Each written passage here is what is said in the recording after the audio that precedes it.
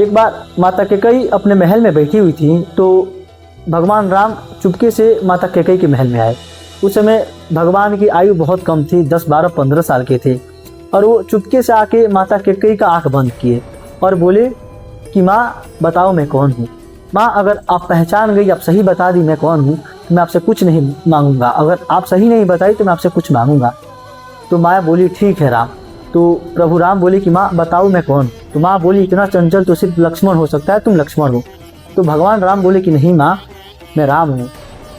और माँ कैकेयी के सामने आ गए, बोले कि माँ देखो मैं राम हूँ, आप हार गई माँ, मैं आपसे कुछ मांगूंगा। तो माँ कैकेयी बोली कि बोलो राम क्या चाहिए तुमको। तो भगवान राम ने कहा कि माँ मैं आपसे जो मांगने जा रहा हूँ अगर आप दे देंगी तो पूरी दुनिया आपको कुमाता बोलेगी। तो माँ कैकेयी ने कहा कि राम मुझे मंजूर है।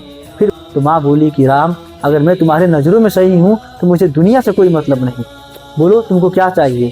तो भगवान रामचंद्र जी ने माँ से कहा कि माँ जब पिताजी मेरा राजाभिषेक करने जाएंगे, मुझे राजा बनाने जाएंगे, तो आप उनसे उस समय मेरे लिए वनवास मांगिएगा और भरत के लिए सिंहासन मांगिएगा। अगर मैं राजा बन गया तो मैं जिस उद्देश्य से आया हूँ, जिस लक्ष्य से आया हूँ, तो मैं अपना उद्देश्य कभी पूरा नहीं कर पाऊंगा। माता कैकेयी ने तथास्तु कहा। समय आने पर जब चक्रवर्ती सम्राट प्रभु रामचंद्र जी का राजाभिषेक करने जा रहे थे तब माँ कैकेयी ने चक्रवर्ती सम्राट दशरथ से प्रभु रामचंद्र जी के लिए वनवास मांगा और भरत जी के लिए राज सिंहासन मांगा। जब ये बात दशरथ सुने तो मूर्छित हो गए और कुंभ भवन में चले गए। जब ये बात भगवान रामचंद्र को पता चली तो दौड़े दौड़े आए और पूछे कि किस कारणवश पिताजी कुंभ भवन में गए हैं। तो माँ कैकेयी ने प्रभु राम से बोला कि राम मैं अपना वचन पूरा की हूँ। ये बात जैसे ही भगवान राम सुने तो माँ कैकेयी के चरणों में गिरकर प्रणाम किए।